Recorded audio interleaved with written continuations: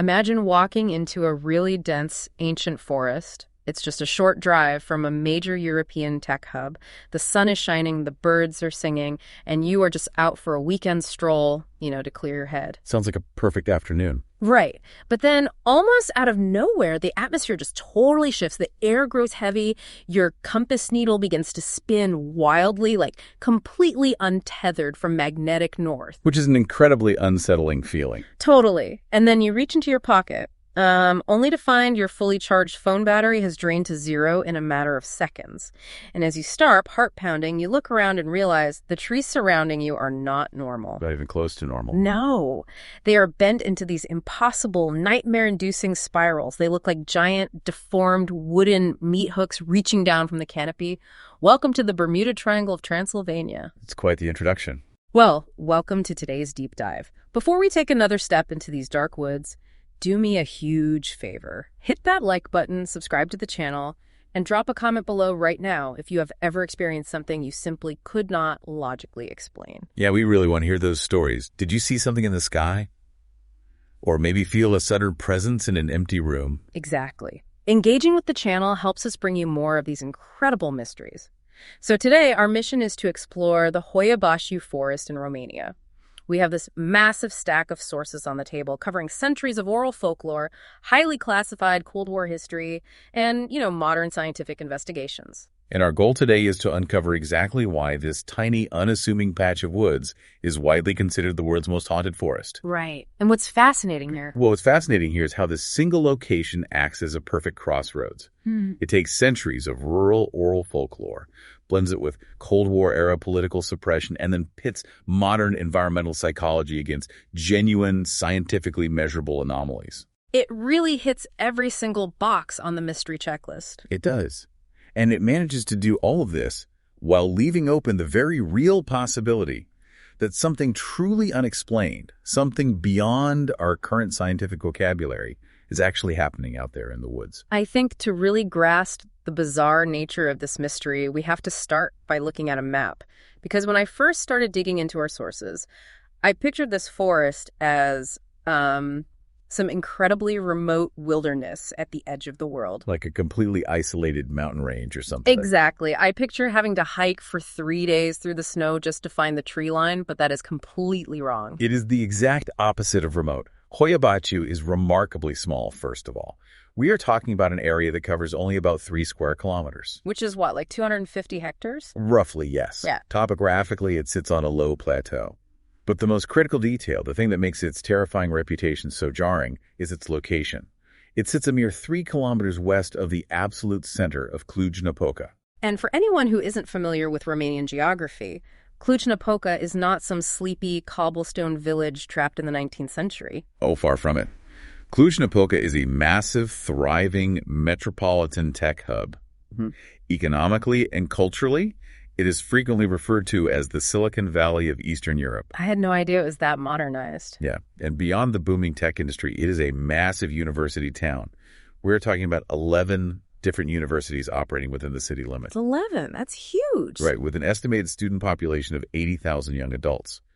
And it's a city defined by incredibly dense layers of history. You have the ancient Roman colonia dating all the way back to 108 AD. Later, you had a German settlement, and as time went on, the city absorbed profound Hungarian and Jewish cultural influences. It's just a super cosmopolitan, highly educated, vibrant European city teeming with modern life. Let me jump in here, though, to clarify something right out of the gate, because we need to clear up a massive geographical misconception. Whenever people hear the word Transylvania, their minds immediately snap to one very specific fictional character. Bram Stoker and his vampires. Right. They think of Dracula. The Dracula association is inescapable in popular culture, but I have to stress it is completely irrelevant to the actual geography and history we are discussing today. Totally irrelevant. Cluj-Napoca and the Hoia Baciu forest are technically located in Transylvania. But Transylvania isn't a small county. It is a massive historical region, roughly the size of the state of Kentucky. Right.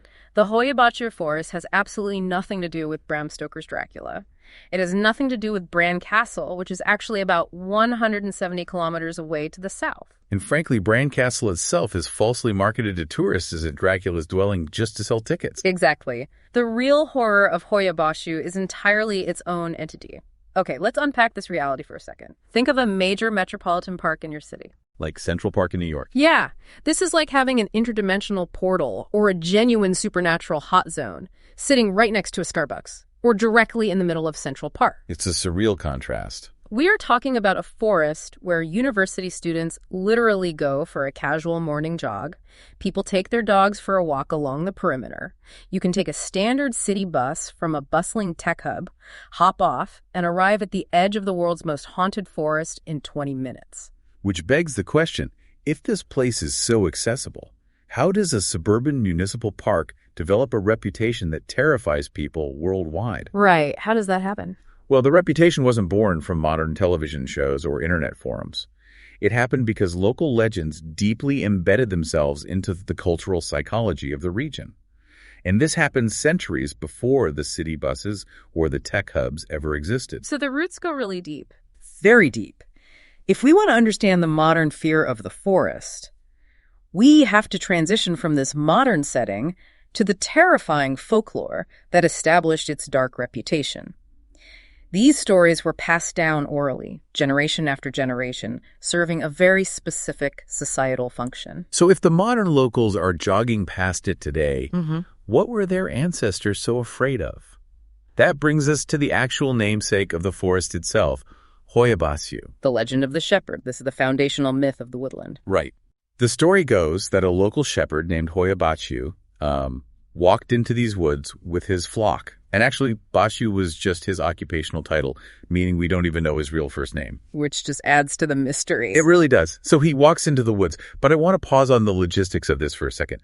We are not talking about a guy losing track of a couple of stray animals. He had a flock of 200 sheep. 200. Have you ever been near 200 sheep? They are not exactly quiet. No. The noise, the smell, the physical space they occupy, it is massive. He walked into the tree line with this huge, bleeding flock, and neither the shepherd nor a single one of those 200 sheep was ever seen again. And the absence of evidence is what makes the legend so chilling. Right, because you'd find something. Exactly. You would expect to find tracks in the mud. You would expect to find tufts of wool caught on the lower branches of the bushes. You would certainly expect to find remains, bones, blood, or at least the shepherd's tools if they had been attacked by wolves or bears. But there was no wool, no bones, no trace whatsoever. A man and 200 animals just vanished off the face of the earth the moment they crossed the tree line. It is a profound establishing legend. It sets the tone that whatever takes you in that forest, it does not leave a mess. It simply erases you. That is such a creepy way to put it. It erases you. And if that doesn't keep you out of the woods, the next local legend absolutely will. This one gave me genuine chills when I was reading through the sources. The story of the little girl. Yes. It is the story of a 5-year-old girl who was out having a picnic with her family near the edge of the woods. Like kids do, she wandered away from her parents, stepped into the trees, and vanished. Just completely gone. Naturally, a massive search was organized. The entire village scoured the woods, but they found absolutely nothing. The parents mourned, years passed, and life moved on. Then, exactly 5 years later, this little girl rematerializes in the middle of the forest.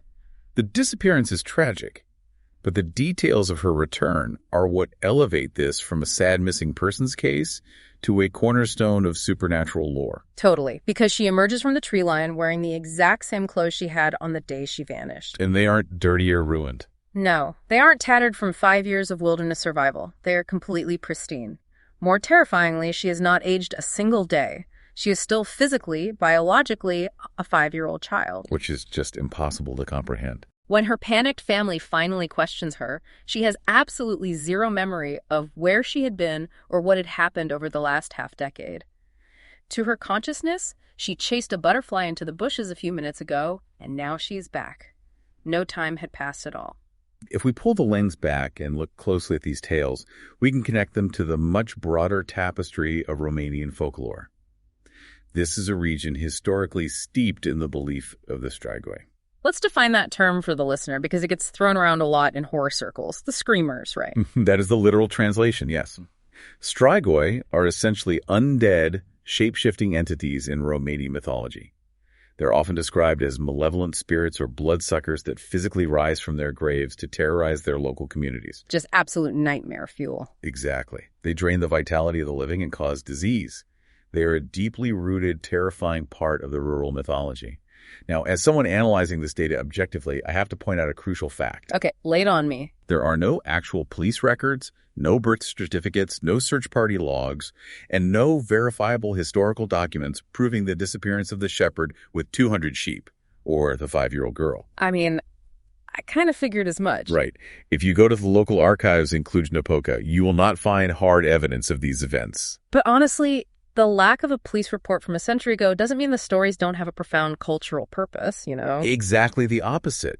This is where we must understand the mechanism of why these stories matter so much, regardless of their historical literalism. Why is that? Well, in rural Transylvanian communities of the past, dense and elevated forests were viewed psychologically as thresholds. There were literal and metaphorical boundary lines between the known, safe, orderly world of the human village and the chaotic, unpredictable, deadly world of raw nature. Oh, that makes perfect sense. So the legends were a tool. A vital survival tool. These legends acted as a founding instruction.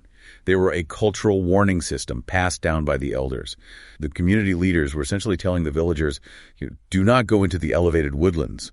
The rules of our civilized world do not apply there. Because there were actual real dangers in those woods. Absolutely. By wrapping the very real dangers of the forest, like packs of starving wolves, aggressive brown bears, sudden devastating weather shifts, or just getting lost and dying of exposure in the harsh winters. By wrapping all that into supernatural tales of time slips and vanishing sheep, they ensured that the children and the vulnerable stayed close to the village. Precisely. If you tell a kid, don't go in the woods, you might get lost, they might risk it. But if you tell a kid, don't go in the woods, or a shape-shifting strigoi will trap you in a time loop for 5 years, they are going to stay in the backyard. It's highly effective parenting in a dark sort of way. Very dark. But what fascinates me is how, over time, the fear of the practical dangers morphed entirely into a fear of the paranormal.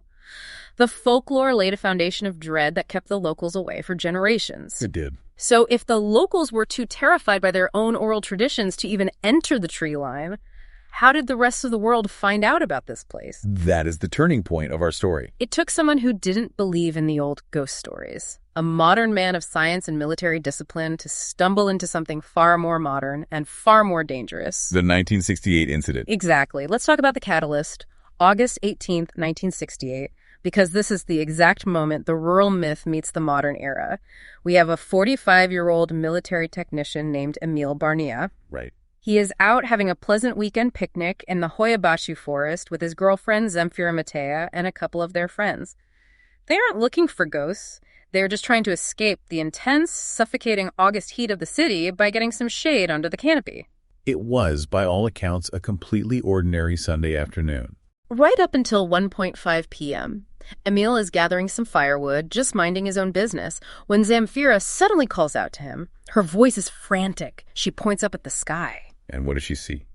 Something is hovering just above the tree line. Emil grabs his camera. It was this basic, commercially available Energesia model, and looks up. There, hanging silently in the sky, is a massive, metallic, disc-shaped object. A classic flying saucer. Yes. It isn't a plane. It isn't a helicopter. It moves slowly, tilts on its axis, suddenly accelerates, and he manages to snap 4 distinct photographs of it before it shoots upward and vanishes completely. And to truly understand the gravity of these photographs, we have to deeply consider the political and social climate of the time. This was August of 1968, under the strict, authoritarian regime of Romania's communist dictator, Nicolae Ceausescu. I can't imagine communist dictatorships were particularly fond of UFO sightings. They absolutely were not. If we connect this to the bigger picture, the Ceausescu regime demanded absolute conformity and control over the flow of information. So a UFO flying around was bad news for them. Yes. They did not tolerate reports of the supernatural. And they certainly did not tolerate citizens claiming that highly advanced, unidentified flying objects were operating with impunity in sovereign Romanian airspace. It implied that the state was not in control. Wow, I hadn't thought about it like that. Emil Barnia was not a fringe conspiracy theorist. He was a military technician. He held a high-level security clearance. He was a card-carrying member of the Communist Party. He knew exactly what the state apparatus was capable of, and he knew what the consequences of publicizing these photos would be. Okay, let's unpack this, because this is exactly why I constantly push back when hardcore skeptics claim that every single UFO photo from the 20th century is a hoax designed to make a quick buck. Think about the mechanics of this situation. Why would a guy like Emil Barnia fake a photo? There's no logical reason. Right. There was absolutely no money to be made from tabloid journalism in a strictly controlled communist state. The press was state-owned. Furthermore, bringing this forward could, and eventually did, ruin his life. The consequences were swift and severe. Barnia had absolutely no profit motive, and the state ensured he suffered for his transparency. Shortly after he released the photograph to a local researcher, his employers found out. And let me guess, he was fired. He was quickly dismissed from his position. His military career effectively stalled and collapsed. He was subjected to intense scrutiny and lost his standing in the Communist Party. That is just brutal. He risked everything. His livelihood, his reputation, his freedom, just to show the public what he saw. When a person willingly destroys their own life to share a piece of evidence, it lends an incredible amount of psychological weight to the possibility that he genuinely believed he captured something extraordinary on film. He had everything to lose and nothing to gain. And let's talk about the photos themselves, because they are incredibly striking. They show this dark, asymmetrical, button-like flying saucer silhouetted against a bright, overcast sky. They're very clear for the time. Yeah, they don't look like hubcaps thrown in the air. The lighting and depth of field suggest a massive object at a significant distance. But the Romanian government's reaction to this is almost as fascinating as the photos. The institutional silence became a massive part of the forest's ongoing mythology. Because the state apparatus refused to officially investigate the site and actively punished anyone who discussed the UFO sightings, the local population felt that a profound truth was being aggressively suppressed. It's the classic Streisand effect, just decades earlier. Precisely. When an authoritarian government violently refuses to acknowledge an event, it rarely debunks that event in the eyes of the public. Instead, that institutional silence acts as a highly potent fertilizer for conspiracy and belief. Because it feels forbidden. Exactly. Because the phenomena felt forbidden, it only fueled the public's conviction that the Hoia Baciu forest held a genuine, world-altering secret that the government was terrified of. Okay, so we have centuries of terrifying oral folklore warning people away, and we have one of the most famous, career-destroying UFO photographs of the entire Cold War era. But stories and grainy photos are one thing. What happens when you actually lace up your boots and walk into the Hoia Baciu forest today? What is the physical reality of this environment? Exactly. What is it actually like in there? Well, the physical reality of the ecosystem is perhaps far more unsettling than any of the oral stories, because it is something you can see and touch right now. Let's talk about the focal point of the weirdness, Poiana Rotunda, the round clearing. This is arguably the most famous, most heavily photographed, and most studied spot in the entire forest. It really is the epicenter. It's a near-perfect elliptical clearing, roughly 290 meters in diameter, sitting right in the middle of this incredibly dense woodland. And the defining feature of Poiana Rotunda is not what is there, but what is absolutely missing. It's absolute barrenness. Right. Imagine the sensory experience of this. You're listening, you're walking through a thick, lush European forest, your boots are crunching on fallen leaves, heavy twigs are snapping underfoot, you have to push low-hanging branches out of your face. Very claustrophobic. Yes, the air is thick with the smell of damp earth and pine. And then you step across an invisible boundary line. Everything just stops. The snapping twigs stop. The dense canopy above you vanishes. You are suddenly standing under the open sky in a perfectly defined circle where absolutely no trees, no thick shrubs, and no significant vegetation will grow. It is a massive dead zone right in the middle of a thriving ecosystem. The perimeter of this clearing is razor sharp. You have ancient, towering oak trees thriving on one side of an invisible line and nothing but low, wild, scrubby grass on the other. It is a visual anomaly that has caused immense frustration within the scientific community for decades. I kept looking for the soil analysis in our sources to explain this dead zone. I assumed they'd dig up the dirt, test it and find, a massive heavy metal dump from a Soviet-era factory. Or maybe a completely toxic pH level from some natural chemical seep. Because scientists have actually tried to figure this out extensively, right? Extensively. Yeah. Researchers from Babe Bolyai University, which, as we established earlier, is a highly respected academic institution right there in Cluj-Napoca, they have taken numerous soil samples from the clearing over the years. So they did proper scientific tests. Oh, yes. They approached this with rigorous scientific methodology. They tested the soil for high concentrations of heavy metals like lead, cadmium, or arsenic that would stunt plant growth. They checked for abnormal pH levels, extreme acidity or alkalinity that might prevent root systems from establishing themselves. That makes sense. They even screened for aggressive soil-borne pathogens, fungal infections, or diseases that could specifically target tree flora. So if it's not the chemistry of the dirt, what is stopping the vegetation? What did the university find? They found nothing. Absolutely nothing. Wait, really? Nothing at all? Nothing. The soil inside the round clearing is perfectly fine. From a biological and chemical standpoint, it is identical to the soil just 3 meters away, where 100-year-old oaks are thriving. That is wild. The nutrient density is normal. The moisture retention is normal. There is no biological, chemical, or agricultural reason why the surrounding forest refuses to reclaim that clearing. Because nature abhors a vacuum. Exactly. Left to its own devices, a forest will eventually swallow any open field.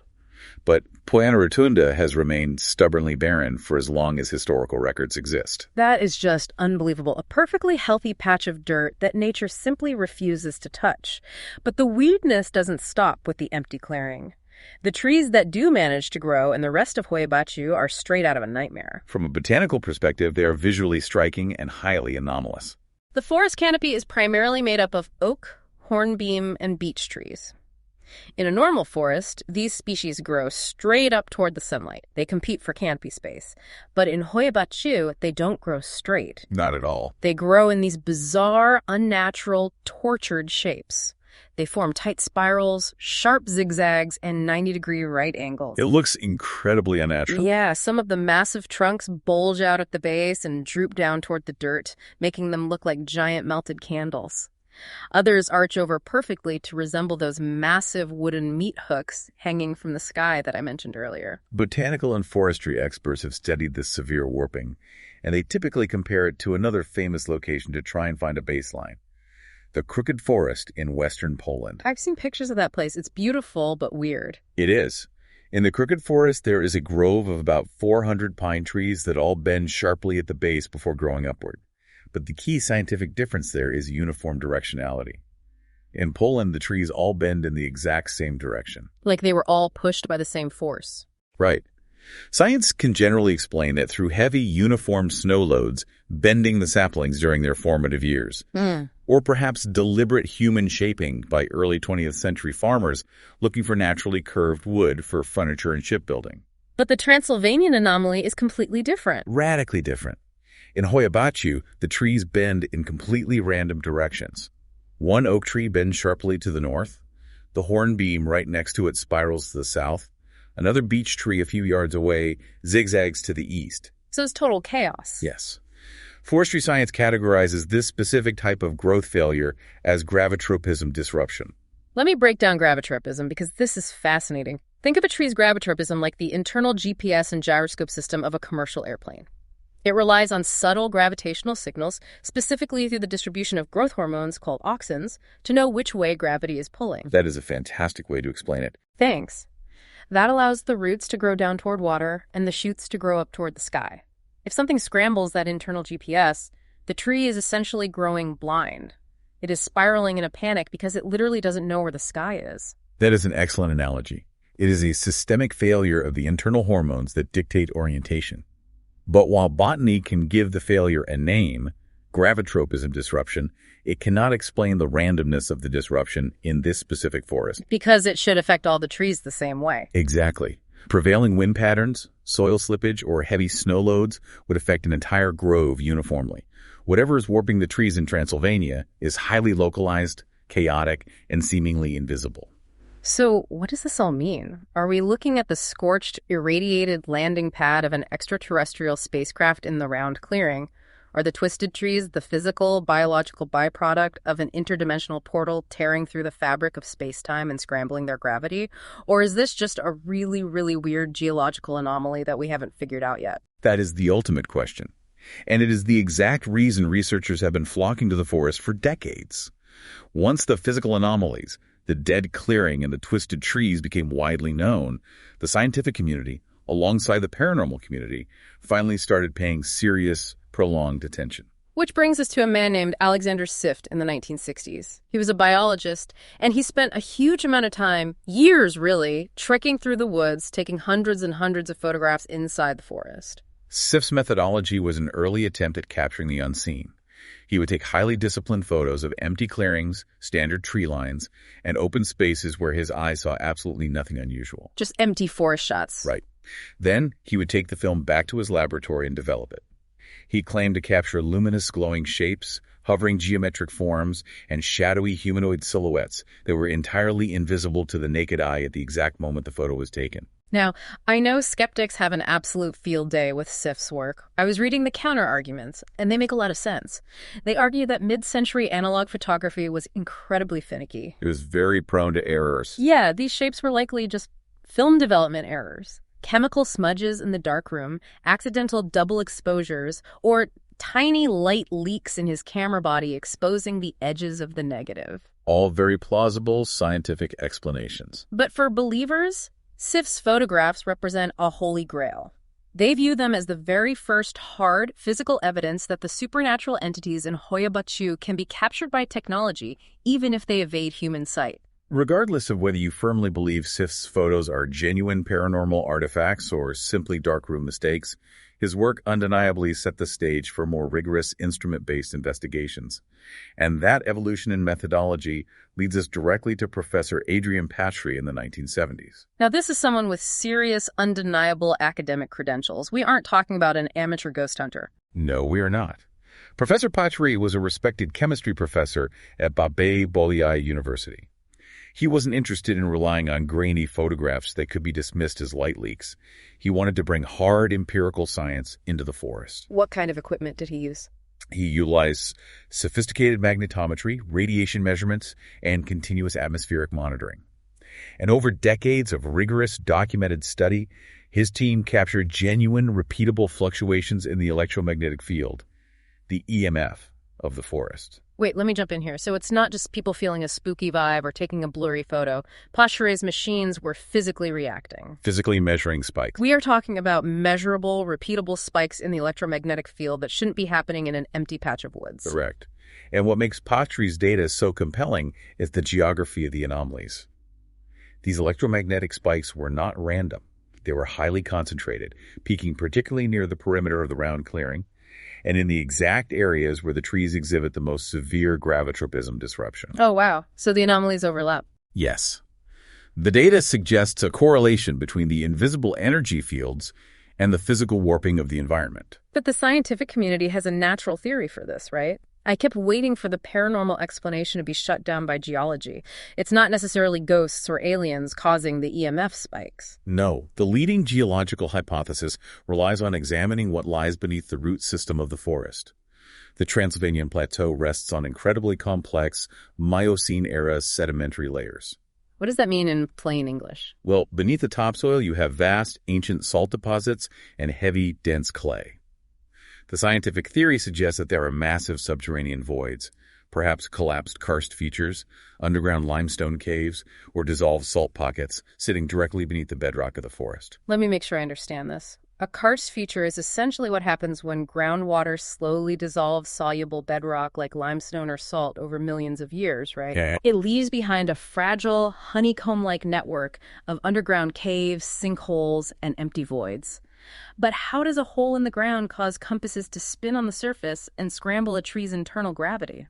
It comes down to electromagnetism and conductivity. The hypothesis posits that these immense subsurface voids, interacting with moving underground water and the specific mineral composition of the clay, could act as natural channels or amplifiers for telluric currents. Telluric currents. Natural electric currents flowing through the Earth's crust. If a powerful natural electromagnetic field is being funneled and concentrated through a void directly beneath Puana Rotunda, It could theoretically disrupt the cellular biology of the flora above it, causing the dead clearing. Because it's essentially frying the roots. Exactly. It could also violently interfere with the hormonal gravitropism signals in the surrounding trees, causing them to twist and warp as they try to grow through a scrambled magnetic field. Okay, hold on. I need to push back on the subterranean void theory for a second. If Hoia Baciu University has been studying this forest for decades, and this is the leading scientific explanation for world-famous anomalies, why hasn't anyone just rented a ground-penetrating radar system for a week, mapped the bedrock, and proven it? It's a very fair question. It seems like a frustratingly easy mystery to solve with modern technology. Why are we still guessing about underground caves? Because of the harsh realities of academic funding. You are spot on in assuming that ground-penetrating radar could provide answers. But comprehensive subsurface mapping of an area this large, with topsoil this dense and terrain this uneven, has never been funded or completed. Really? Nobody wants to pay for it. GPR equipment at the scale necessary to map deep, hypothetical voids over 3 square kilometers is incredibly expensive and requires massive logistical support. There simply isn't enough grant money available to map a haunted forest when universities have other priorities. That is so frustrating. It is. As a result, Hoia Baciu remains trapped in this incredibly frustrating middle ground. The anomalies are too visibly weird and instrumentally measurable to dismiss, but the location remains too underfunded to definitively explain through hard geology. Which leaves a massive void, pun absolutely intended, for the paranormal community to fill. And boy, did they fill it. How did this hyper-local Romanian mystery, known only to shepherds, locals, and a few university scientists, suddenly become a global television sensation? The transition happened during the dawn of the reality paranormal television boom in the early 21st century. Right. I remember this vividly. In the late 2000s and early 2010s, shows like Destination Truth in 2009 and Ghost Adventures in 2014 decided to tackle Transylvania. They brought their massive camera crews, thermal imaging lenses, and sensitive EMF detectors right into the twisted trees. It was a massive media spectacle. They spent the night in the round clearing, captured strange noises on audio, experienced genuine on-camera panic attacks, and broadcasted that raw fear to millions of viewers worldwide. Overnight, Hoia Baciu transitioned from a local secret to a premier destination for global dark tourism. The impact on the local economy and the cultural perception of the forest was immediate and profound. Today, the infrastructure of dark tourism is firmly established. You have tour companies operating out of Cluj-Napoca, offering specialized nighttime excursions, complete with provided EMF detectors for the tourists. Oh, that's brilliant marketing. There are paranormal lectures held nearby, New Age yoga retreats attempting to harness the unique energy of the clearing, and even immersive escape games hosted deep in the woods after dark. People actively want to pay money to feel the fear. And from what I read in our research, visitors genuinely do feel intense physical symptoms when they walk into this forest. We aren't just talking about a spooky vibe or a sudden chill. The human body physically reacts to this environment. The symptomology reported by tourists and researchers alike is surprisingly, almost clinically consistent. Visitors frequently report sudden, severe migraines that hit them the moment they cross the tree line. They experience deep nausea, vertigo, and dizziness. Very physical reaction. Yeah, some people break out in unexplained, aggressive skin rashes or find physical red scratches on their arms and backs that weren't there an hour prior. Many describe an intense, crushing pressure on their chest, a feeling of immense, suffocating anxiety, and a highly specific, overwhelming sensation of being watched intently from the dark spaces between the twisted trees. This raises an important question, maybe the most important question of our entire deep dive. Are these visitors being physically and psychologically attacked by genuine ghosts, spirits, or demonic entities? Or are they being assaulted by the natural physical environment itself? I am fascinated by this counter theory. How can a forest physically assault your body and mind without a single branch touching you? Through the insidious, invisible science of infrasound. Infrasound consists of low-frequency sound waves that fall below 20 hertz.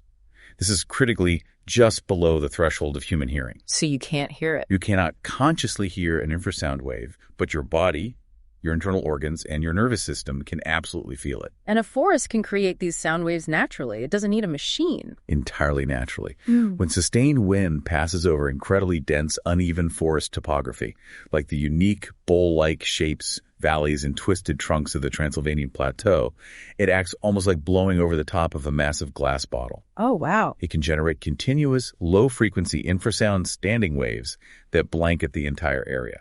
This connects directly to the research I was reading by a British engineer named Vic Tandy in 1998. The story behind his discovery is incredible.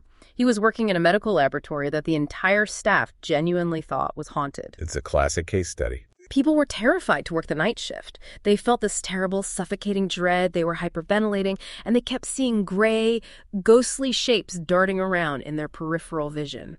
It is a landmark moment in environmental psychology. Candy, being an engineer, decided to measure the environment rather than call an exorcist. He discovered that a newly installed extractor fan in the laboratory ventilation system was vibrating at exactly 18.98 hertz, which rounds right up to the 19 hertz mark. And why is 19 hertz the magic number for ghosts? Tandy proved under strict laboratory conditions that 19 hertz happens to be the precise resonant frequency of the human eyeball. Wait, really? The eyeball? Yes. When sound waves hit that exact pitch and interact with a human being, the fluid inside the eyes literally begins to vibrate. Yeah. That microscopic vibration creates a smudging effect in the peripheral vision, tricking the brain's visual cortex into thinking it is seeing gray, amorphous shapes darting around the edges of the room. That is absolutely blowing my mind right now. Furthermore, standing waves at this frequency physically resonate with the chest cavity, causing involuntary hyperventilation, acute chest pressure, and an overwhelming instinctual feeling of dread. That is astonishing. So the wind blowing through the deformed, twisted trees of Hoia Baciu could literally be acting as a massive acoustic generator, vibrating at a frequency that physically induces panic attacks, chest pressure, and literal hallucinations in tourists. Now combine that harsh environmental reality with the psychological phenomenon known as the nocebo effect, and you have a recipe for absolute terror. The nocebo effect being the evil twin of the placebo effect. In essence, yes. The placebo effect is when a positive expectation yields a positive physical result, like a sugar pill curing a headache. The nocebo effect is when a negative expectation yields a devastating physical reality. So it's all about expectation. If you walk into a location that you have been told repeatedly by television shows, tour guides, and centuries of folklore is the world's most haunted forest, your nervous system is already on high alert. You are actively expecting to feel sick, anxious, or terrified. And your brain just complies. Your brain, acting in a state of hyperarousal, will physically manifest those symptoms. It can cause your blood pressure to spike, induce nausea, and even cause your immune system to trigger a stress rash on your skin. Your expectation dictates your physical reality. It is a terrifying loop. You go in scared, your brain makes you feel sick, you see a smudge in your vision from the infrasound, and suddenly you are convinced a strigoi is hunting you. Between the natural infrasound generation, the documented EMF fluctuations that Professor Pottery measured, and the profound, undeniable power of human psychological suggestion, you have a perfect, scientifically sound storm for a paranormal experience. You really do. But, and this is a massive but, I think we have to leave the door open here, I really do, because even with the geology theories about subterranean salt caves, even with the infrasound vibrating our eyeballs, and even with the nocebo effect causing stress rashes, we still do not know for sure. There's always that sliver of doubt. Right. What if those EMF fluctuations aren't from an underground void? What if they actually are the energetic signatures of something beyond our understanding? What if the infrasound isn't just the wind howling through the branches, but the physical byproduct of an interdimensional portal operating right there in the round clearing? The science is incredibly compelling, sure, but it absolutely does not close the book on the paranormal. It certainly doesn't. And perhaps that lingering uncertainty is the ultimate enduring allure of Hoia Baciu. Let's summarize the sheer volume of what we've unpacked today. We are looking at a location that boasts an incredible, perhaps unprecedented convergence of elements. You have ancient oral folklore acting as a cultural warning system. You have a deeply suppressed, highly credible, career-ending UFO sighting from 1968 captured on physical film. The layers are incredible. They really are. You have scientifically verified anomalous magnetic fluctuations centered perfectly around a dead zone where absolutely nothing will grow. And you have the immense psychological power of human belief amplified by global media and dark tourism. If I can leave you, the listener, with a final provocative thought to ponder after all of this, perhaps a place doesn't actually need to be haunted by traditional ghosts or demons to be truly haunted.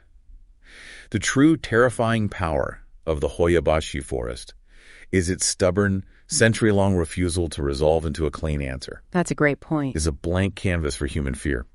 When certainty fails, when our best scientists and our best folklore cannot give us a definitive answer, that empty space of the unknown becomes the most terrifying thing of all. We project our deepest fears into that void. But what if our modern scientific instruments, our magnetometers, and our ground-penetrating theories are just barely scratching the absolute surface? Wow. What if they were merely measuring the distant fringes of an energy or an entity that we simply do not yet have the vocabulary or the comprehension to describe? That is exactly the kind of thought that keeps me awake at night. Think about that the next time you decide to take a walk into the woods. So, what stands out to you?